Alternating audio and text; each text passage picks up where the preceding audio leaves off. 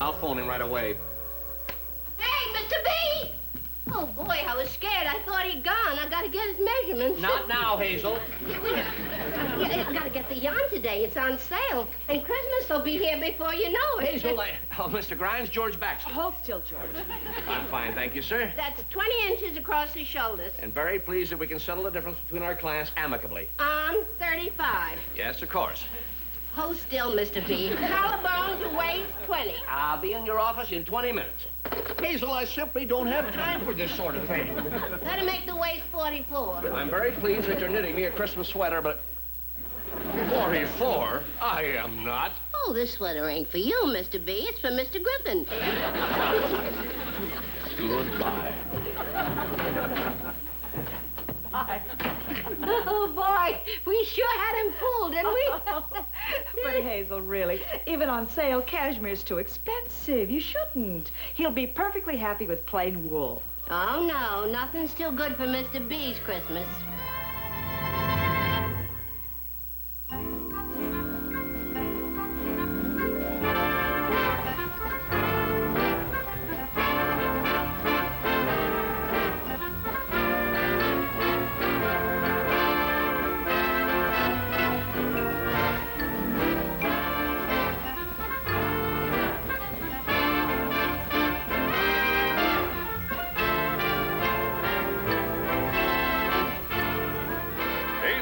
Brought to you by...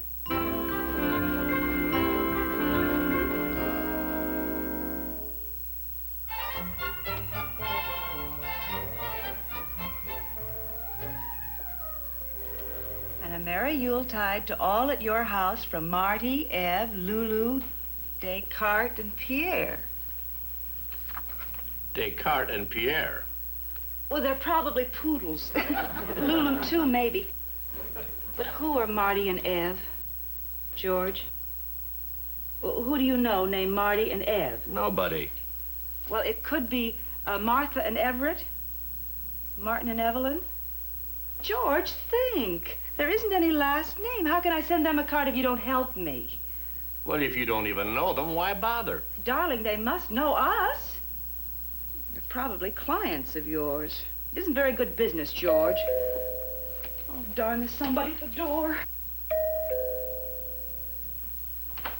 Harry, Hi, Dorothy. I just dropped in for a minute. Are you busy? Not at all. I'm just finishing up some last-minute Christmas cards. I haven't even started sending my first-minute ones yet. Oh, well, I'm glad for a break. And besides, Hazel has some cookies in the oven. Hi. Hi, George. Hi. Rita, what do you do about Christmas cards from people you don't know? Toss them in the wastebasket. Mm-hmm. Harry, you married a very sensible young woman. And then I fish them out again and try to figure out who they're from. Well, so long as she's beautiful. Then go on in the living room. We'll join you in a minute. Rita, I want to show you what Hazel's doing. There you are. Hi, Miss Noel. Hi, Hazel. Oh, my goodness, this really looks like Santa's workshop. Just the Marshall Road branch. You want to see what we're taking to the kids in the children's hospital this year? Oh, they're darling. Missy designed them. And Hazel sews them up, and I put the stuff in it. Well, I could buy some material if you need any more. The more the merrier. Oh, that's very nice of you, Rita. Of course we could use some more. Okay, pal. As friend, partner, neighbor, and fellow husband, I just thought it was my duty to warn you. Thanks, pal. But you worry about Rita's present. I'll take care of Dorothy's. How are you going to feel when Dorothy sees Rita Christmas morning all decked out in a full-length mink?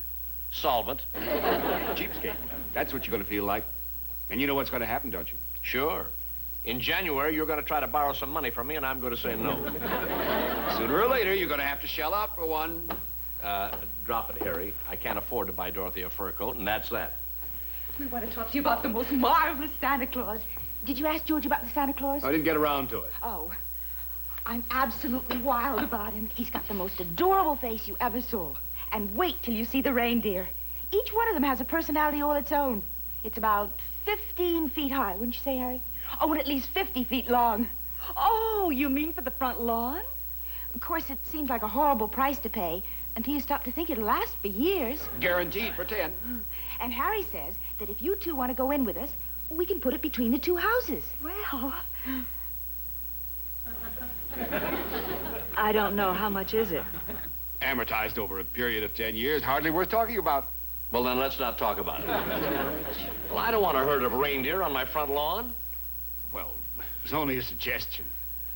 Dorothy, I've been meaning to ask you, what do you think we ought to give the Butterworths? I haven't thought of anything either. They have everything. What do you generally spend? About $20. They give us a $20 present, so we give them the same thing. Every name on our list has a dollar sign after it. Darling, you know perfectly well I buy gifts that people will like. Well, now, honey, this isn't a personal attack against you. Everyone does the same thing. Everyone except Hazel. She's the only person I know who still has the true spirit of Christmas. And that's because she makes her gifts. Well, I have to. Can't afford to buy them. As far as I'm concerned, Christmas is for children. Harold, what would you like Santa to bring you? I don't know. A new bike? I got one for my birthday. How about a sled? I guess a sled would be okay. Finish your milk, Harold, and say goodnight. Good night. Good night. Good night, Dad. I think we ought to be going, too. Oh, must you? It's so early. He didn't eat your cookies. Oh, well, we'll take some with us. Thank you very much for the cookies, and I'll call you tomorrow. See you at the office, George. Good night, Dorothy. Good night. What did you say to George to get him so upset? Oh, I just suggested that my wife might look prettier than his on Christmas morning. Oh, Harry, be serious now. Oh, what are you getting me? Harry, will you tell me if I get? Well, that's the last straw. Imagine a kid his age who doesn't really want anything for Christmas. Oh, George, Harold's too old for toys this year, and he's not quite old enough to want anything else. If you mean he's spoiled, you're wrong, Mr. B. Well, why do we have to give in to all this commercialism? Like what? Spending more money than we can afford.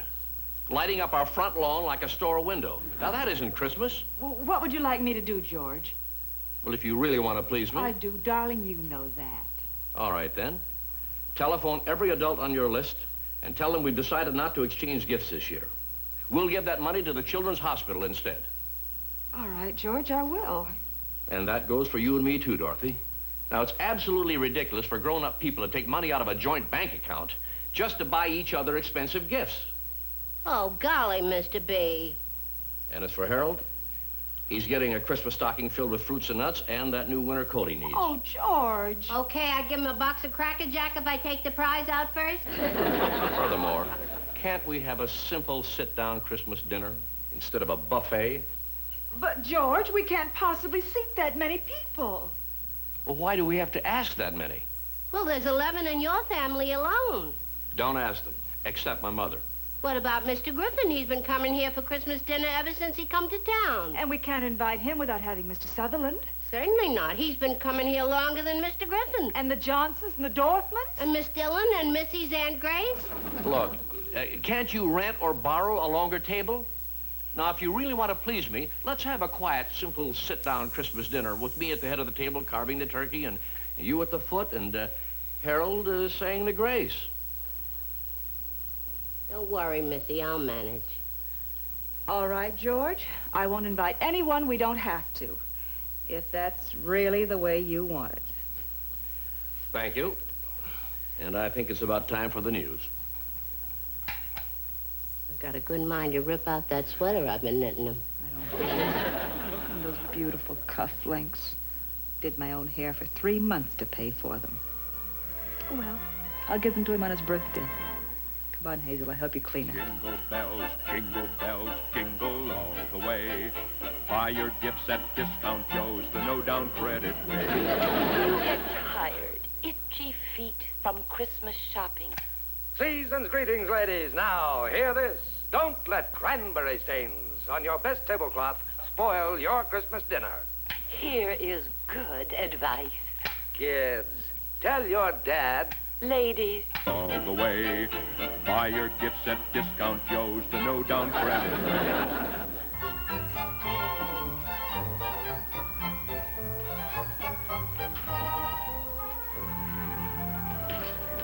Hi, everybody. Sorry I'm late.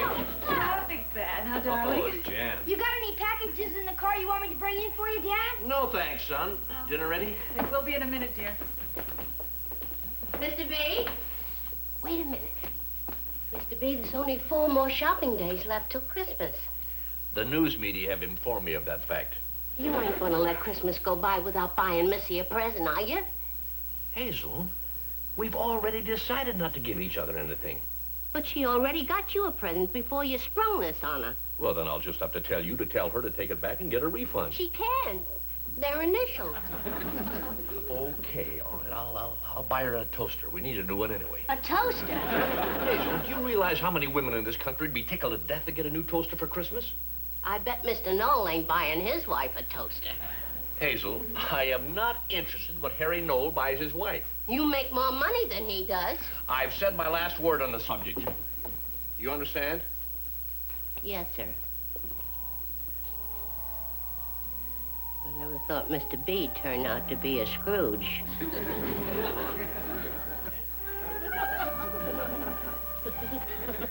now, dear friends, let us wish you a Merry Christmas from all the cast and crew. And until this same time next week. If you folks ain't listening to nothing special, I got a wonderful idea. Oh, what, Hazel? Well, it's something we ought to do around this house. Why don't we all sit and listen while Mr. B reads us The Christmas Carol by Charles Dickens? You know, about mean old Mr. Scrooge and Tiny Tim and the spirit of Christmas. I heard it this afternoon on TV. Well, I've heard it so often I could recite it backwards. It was a nice thought, Hazel, but frankly... Well, Hazel, I guess your propaganda's fallen on deaf ears.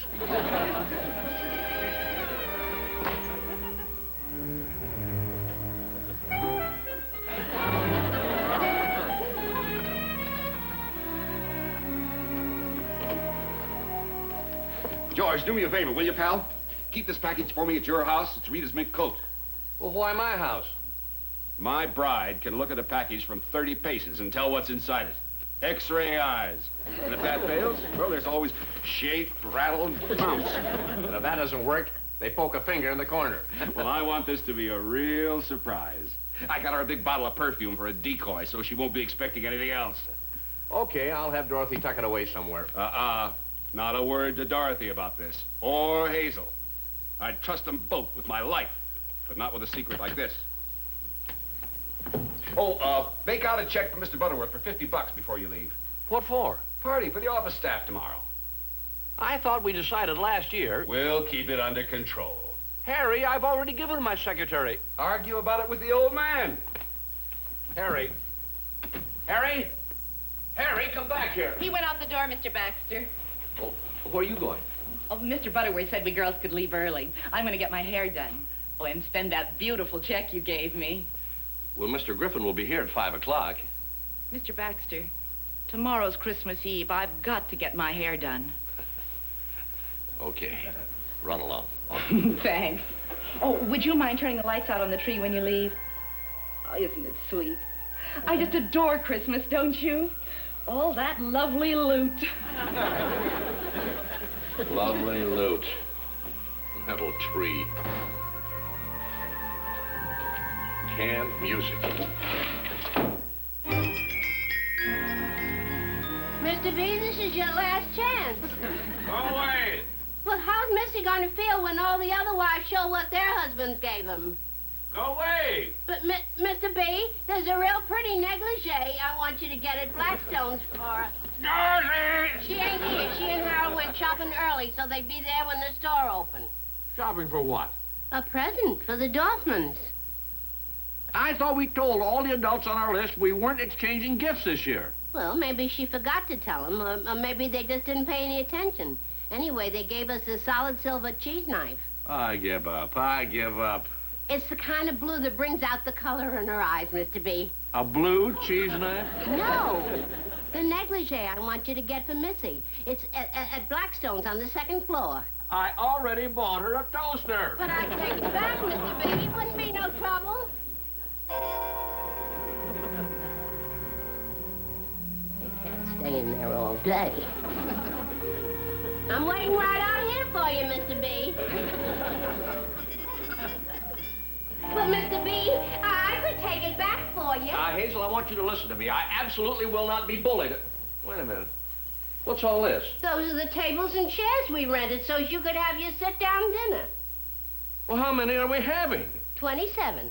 And there ain't one name you didn't okay personally, Mr. B. Hazel, I didn't okay 27 people. Oh, yes, you did, Mr. B. Well, there's 11 on your side of the family alone. And then with you 3, that's 14. And then Mr. Griffin and Mr. Sutherland. And then there's the Johnsons and the Brockmans and Miss Dillon and...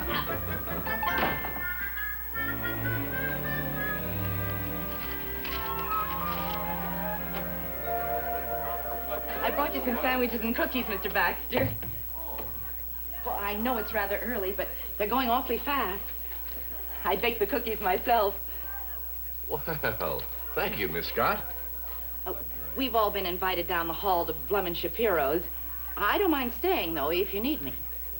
Oh, no. If I need to dictate anything, I can put it on tape and you can transcribe it on Monday. No, you run along and have a good time. I'll try to join you later. Oh, thanks, Mr. Baxter. Merry Christmas. Don't let the cookies get stale.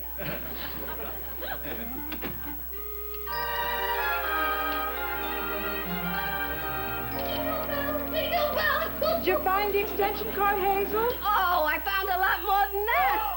Oh, what is it? It's heavier than a negligee. Was there a card?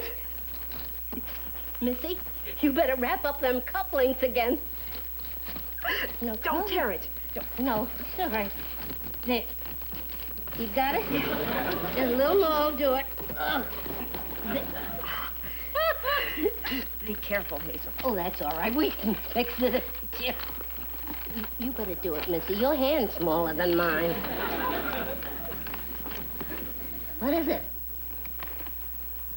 Oh, it feels like... Oh, Hazel, it can't be. It's fur. What kind? No, it feels like... Oh, Hazel, it can't be. It's Mink. Oh. Bless his heart. The Christmas spirit got him after all. Oh, the darling. I can't get my hand out. Oh, boy. Oh, he shouldn't have. He should have me fooled. Oh, can you imagine him talking like that and then buying me a Mink coat? Oh, I could kill him. You gave me a few bad minutes, too. Oh, I could just kill him. We ought to know it. An old softy like Mr. B didn't mean what he said about Christmas. Oh, boy, I better put it back where I got it. I don't want to spoil his Christmas. Oh, you get it?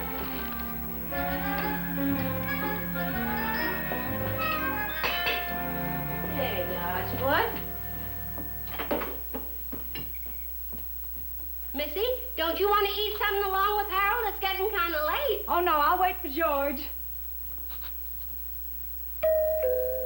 I'll get it.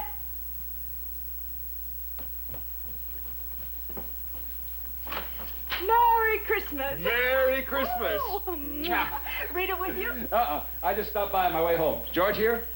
No, not yet. Oh, big party at the office? Does it show? Just mine. Merry Christmas, Hazel. Hi. Oh, well, I wanted to talk to George. When do you expect it? Oh, any minute now. Maybe I better not wait. Rita and I are opening our gifts tonight, and I still have to write the card. You don't know where that package is that I gave George to keep for me, do you? Package? For Rita? Without a card? Yeah, I asked George to keep it so Rita couldn't poke around and guess what was in it. What does it look like? About so? Weighs about 4 or 5 pounds. I guess so. Wrapped in blue paper with gold ribbon. That's it. Yes, well, I think I know where it is. I'll get it. No, let me. Merry Christmas.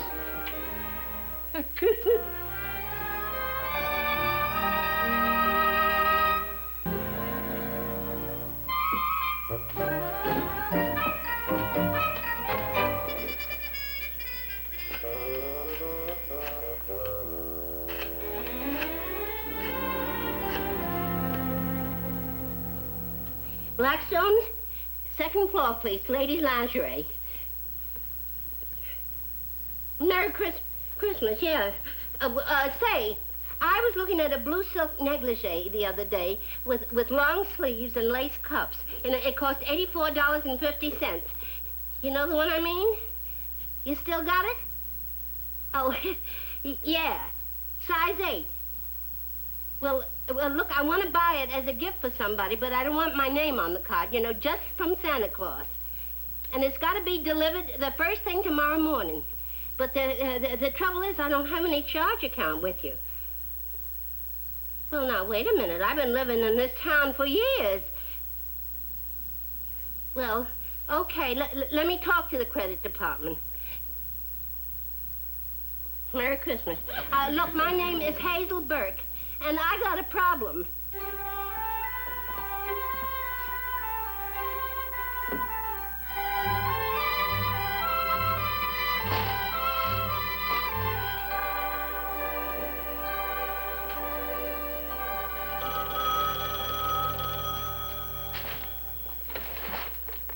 Butterworth, Hatch, Dole, and Baxter.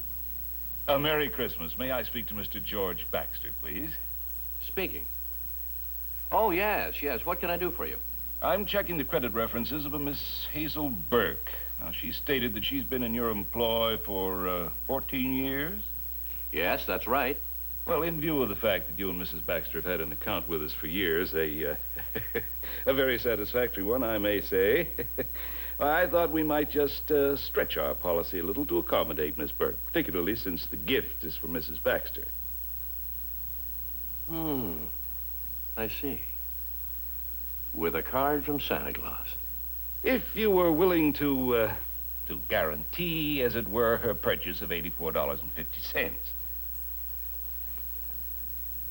That won't be necessary. Oh, gee, Missy, it looks scrumptious.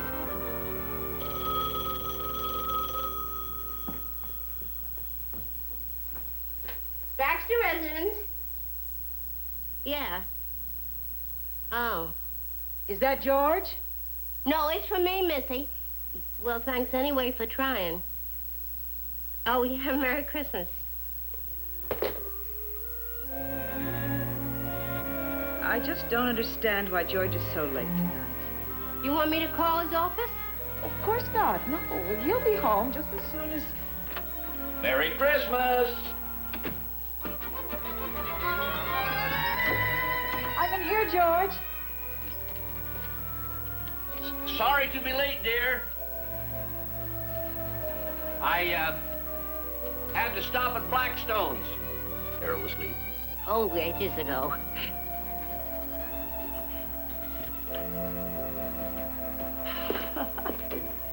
I broke down and bought that radio he's been hinting for. After all, in a few years, he'll be grown up. What changed your mind? Well, something made me realize there was just 86 shopping minutes left till Christmas. Perfume for Hazel. You hungry, Mr. B? Oh, no thanks. Just tired. Oh, well, then you better get to bed. Missy and me got a million things to do tomorrow before the company gets here. Good idea. Why don't you just leave everything, Hazel, and I'll get up early in the morning and help you. Missy, you better wrap up them cufflinks again. Come on, honey, I'm beat. I'll put out the lights. Sweet dreams and Merry Christmas.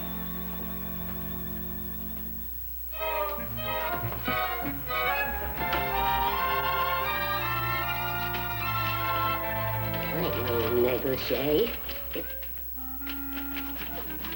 Gotta be.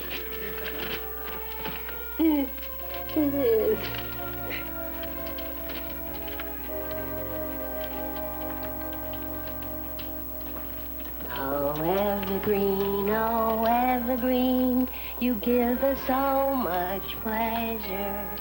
How oft at Christmas time the sight of green fir tree gives us delight. Oh, evergreen, you give us so much pleasure.